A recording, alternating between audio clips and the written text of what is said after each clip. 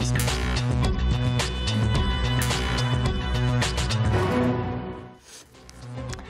Troisième partie de l'Africa Newsroom. Nous sommes toujours en compagnie d'Emmanuel Kouzoumoumi, analyste économique et politique, Barandia, consultant en innovation technologique, et Oumar Diop, consultant en finance. Et on passe tout de suite à notre grand angle.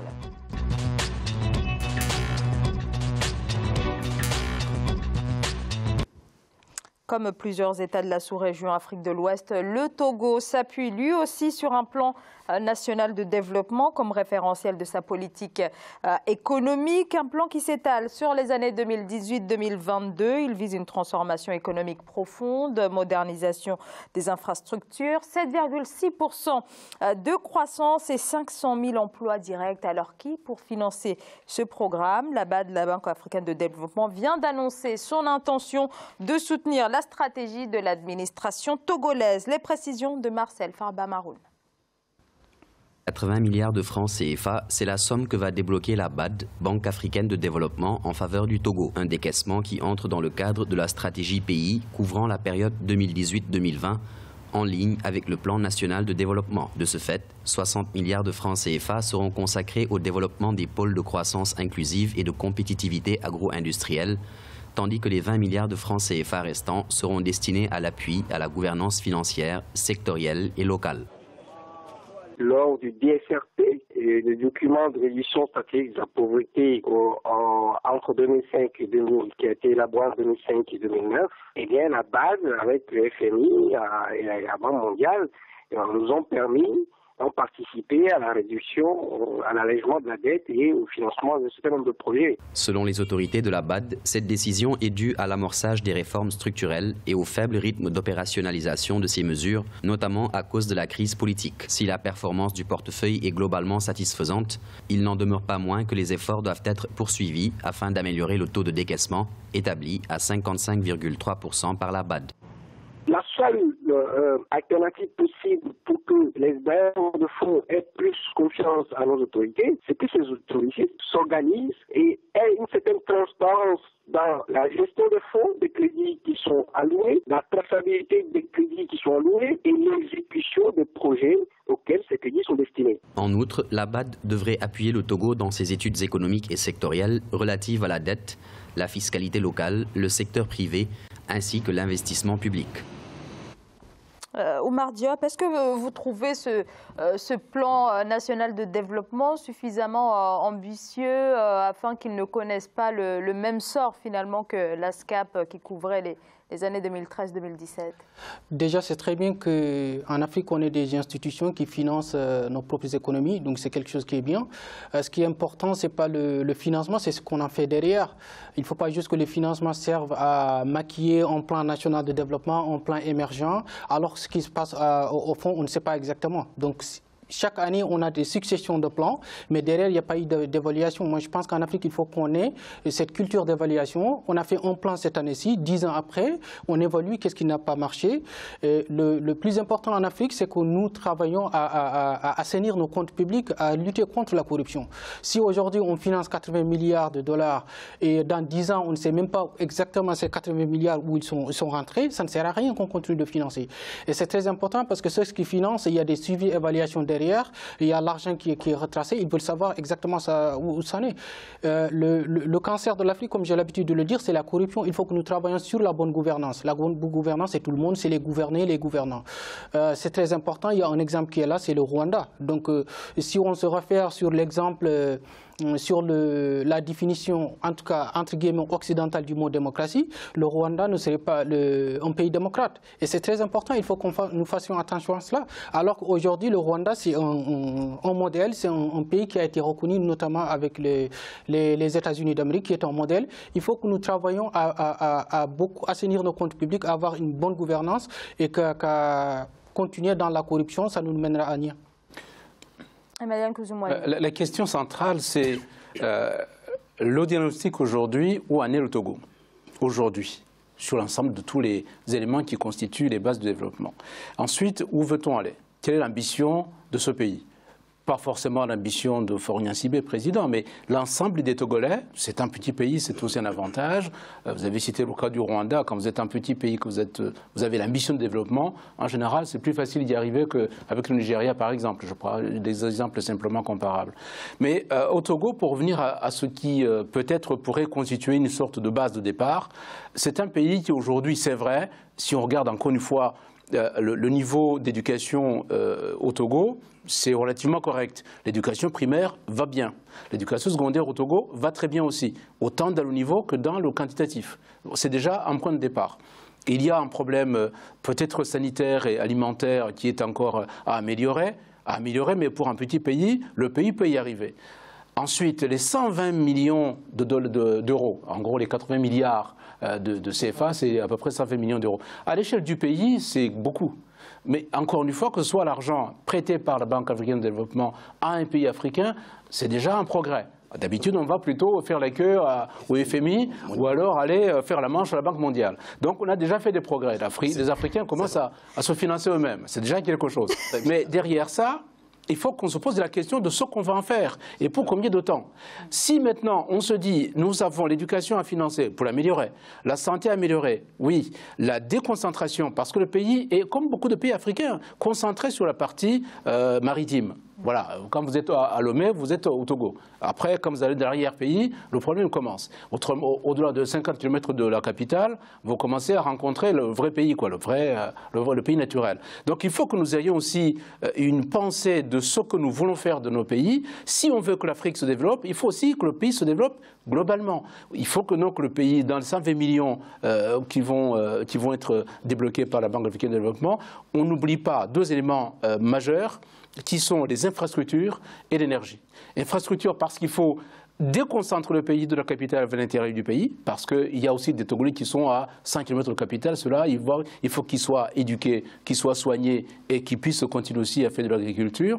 Et je dis encore une fois aux Africains, dans tous les pays africains d'ailleurs, ce ne sont pas les enfants qui doivent aller à l'école. C'est l'école qui doit aller aux enfants. Ce ne sont pas non plus les gens qui doivent aller à l'hôpital. C'est l'hôpital qui va aux enfants, qui va aux gens, pardon. Il faut que dans les bassins de vie, on développe tous les outils nécessaires pour que l'éducation, la santé, les infrastructures soient maintenues et l'énergie naturellement. Si les 120 millions, une grande partie va financer ce qu'on appelle la gouvernance financière, je ne sais pas ce que ça veut dire concrètement. Je dis, théoriquement, je sais ce que c'est, mais concrètement, qu'est-ce que ça apporte ? Si cette gouvernance financière ne permet pas de financer les investissements de développement, mais les investissements sur des axes, sur des projets précis. Dans quel domaine, pourquoi faire, à quel horizon, quel résultat attend-on? Donc il faut effectivement mesurer. Chaque année, de dire on a progressé, on n'a pas progressé. C'est rentable, c'est pas rentable. On inclut de plus en plus de jeunes dans le processus de développement économique, ou alors on les a oubliés sur le bord du chemin. Ça fait partie de l'ensemble des éléments de gouvernance globale du pays. Et le Togo n'en fait pas exception. Les 120 millions peuvent être gaspillés.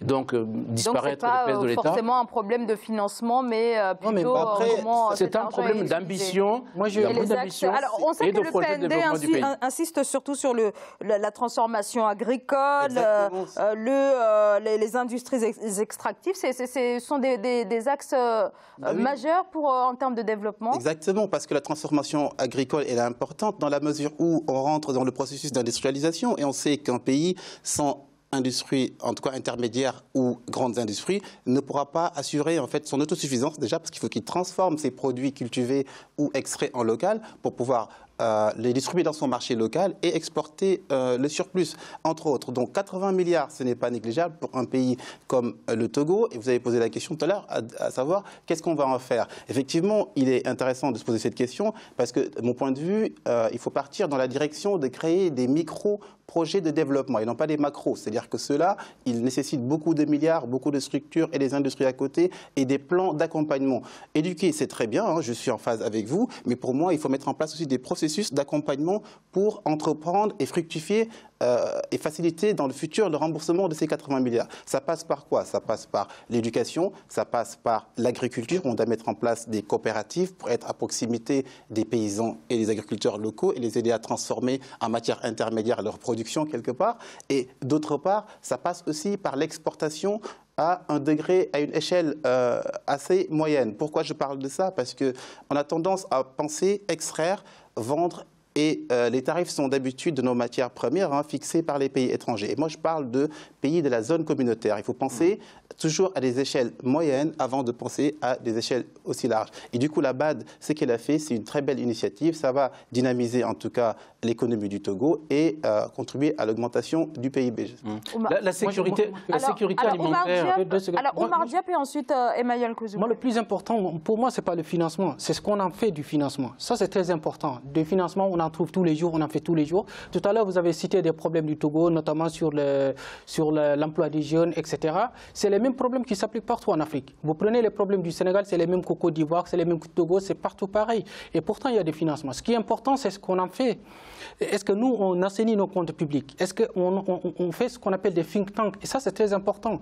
Même au niveau de nos élites politiques africaines, moi, souvent, j'écoute des opposants sénégalais qui disent, quand vous dites que le président il n'est pas compétent, quand vous dites, mais vous, qu'est-ce que vous proposez? Et ça, c'est très important. Il faut que nous ayons, par exemple, ce retour d'expérience, ces propositions qu'on essaie, par exemple, si on met une loi, je donne un exemple qui est très simple, quand il y a eu des problèmes en 2006 avec les jeunes qui se sont noyés avec le Barzac, comme disait, l'ancien président sénégalais Abdoulaye Wade, il a lancé une idée qui était très belle, c'est le plan REVA.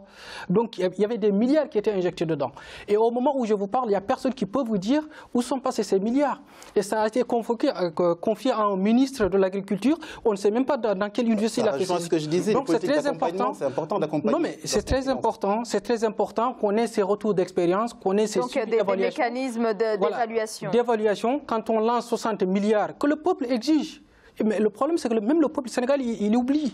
Aujourd'hui, on n'en parle même pas comme si c'était normal, alors que c'est de l'argent qui a été gaspillé. Sur le Togo, on n'en parle pas. C'est très important. Merci Donc, les problèmes du Togo ou du Sénégal, c'est partout en Afrique, c'est la mauvaise gouvernance. Il y a tout un circuit qui est là. Il faut que nous fassions très attention. Alors, sur le Togo, on sait que le pays traverse une crise politique depuis plusieurs mois déjà. Et est-ce que ce contexte qui prévaut dans ce pays ne risque pas de compromettre les objectifs fixés par le plan national de développement?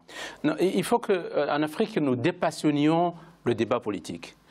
Effectivement, dans certains pays, il y a des crises qui sont liées à des présidences ou des gouvernances qui se maintiennent malgré les élections truquées, etc. Ça, c'est vrai. Mais encore une fois, si on dit on attendra qu'on ait des élections transparentes, démocratiques, alternances, etc., ben, on attendra longtemps. Et pendant ce temps-là, les maladies se développeront, l'école ne sera pas assurée, les routes vont se détruire, les gens ne seront pas nourris. Donc il faut qu'on dise finalement il y a un problème, disons des intellectuels en général, ou les personnes qui ont eu un jour ou à l'autre accès au pouvoir, qui veulent y revenir, cela c'est leur débat à eux. Mais qu'on dépassionne le débat politique pour qu'on puisse enfin s'atterrir au problème de développement.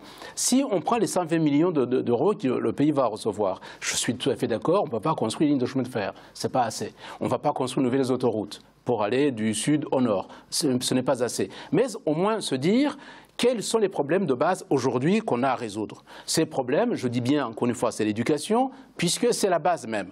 Si vous n'éduquez pas les gens, n'attendez pas que demain, ils soient de bons citoyens qui veulent se prendre en charge tout seuls. C'est impossible. Et puis, le problème, le deuxième pilier, c'est la sécurité alimentaire. L'alimentaire, c'est on produit ce qu'on doit consommer, mais en même temps, on transforme, pour prévenir d'abord des pénuries éventuelles plus tard, et aussi on fasse les exportations. Et pour cela, il faut qu'on accompagne les micro-projets agricoles dans le pays. Exactement. Avec 120 millions, on peut faire beaucoup de choses. Exactement. Et ensuite, qu'on permette à ce que ces produits-là, qu'on ne tombe pas le problème de certains pays où on produit dans des zones, bien sûr, agricoles, mais après, pour transporter ces produits vers les consommateurs, ils se posent un problème, parce qu'il n'y a pas d'infrastructure pour aller. Donc il faut qu'on se pose la question, on se dise, où est-ce que j'ai des ressources humaines, des ressources agricoles, ensuite je développe, et ensuite il faut que je sois capable de transporter ces produits depuis les zones de production jusqu'à la consommation. Ça, c'est le devoir de l'État. Alors j'ai bien compris que dans les 120 millions, il y a une partie qui est réservée aux investissements publics. Oui, en Afrique, qu'on le veuille ou non, les passes qui sont passées dans les années 80 ont détruit les économies africaines. Les passes sur les programmes d'ajustement structurel qui étaient proposés pour le FMI. Aujourd'hui, il faut que les Africains se disent, c'est à nous de savoir ce que nous voulons faire de nos économies. Par conséquent, c'est nous qui déterminons nos priorités économiques. Et donc, les transformations industrielles font partie de ces priorités économiques. Alors, un dernier mot, Barandia, et puis ensuite Oumar Diop, en quelques secondes. Moi, je l'ai évoqué, hein, on parle de transformation en local, on met en place des coopératives, des politiques d'accompagnement pour mieux gérer en fait ces prêts, quelque part. En Afrique, juste pour pour conclure, Zahra, on parle de deuxième continent où la croissance est plus forte. On en parle des croissances à 2 chiffres, la croissance 7, 8, 9 dans certains pays, ce qui n'existe pas en Europe, qui ont des croissances à 1, ou 0, mais la croissance, encore une fois, c'est de beaux discours de politiciens économistes, mais ça ne se mange pas. Il faut cultiver, il faut produire, il faut éduquer et il faut aller vers l'émergence avec du réel, du factuel et des projets concrets. Oumar Diop. Moi, je pense qu'on avancera en Afrique qu'ensemble, c'est-à-dire les gouvernants et les gouvernés. Il faut que, moi j'ai l'habitude de le dire ici, j'ai dit qu'on a des problèmes de chefs d'État, souvent, on a manque de visionnaires, mais également on a un problème de peuple. Il faut que le peuple africain se réveille. On confie nos États à des gens qui sont capables de nous diriger. Moi, je vois certains dirigeants ou certains hommes politiques qui ont même été cités dans des affaires de corruption et le lendemain, ils reviennent avec des valises et tout est oublié. Et donc, de ce côté-là, moi, je pense que d'une façon inconsciente ou non, le peuple africain contribue à accentuer la corruption. Donc il faut que tout le monde se réveille. Merci beaucoup. Fin de cette émission. Merci à tous les trois d'y avoir participé. Emmanuel Kouzou-Moami, je rappelle que vous êtes analyste économique et politique, auteur du partenariat Europe-Afrique dans la mondialisation et de la relance de l'Afrique aux éditions L'Harmattan. Bara Ndiaye, merci à vous également. Je rappelle que vous êtes consultant en innovation technologique. Oumar Diop, merci. Beaucoup. Vous êtes consultant en finance. Merci à tous les trois d'avoir accepté notre invitation. Merci à vous, bien sûr, de nous avoir suivis. Je vous retrouve demain. Très bonne soirée.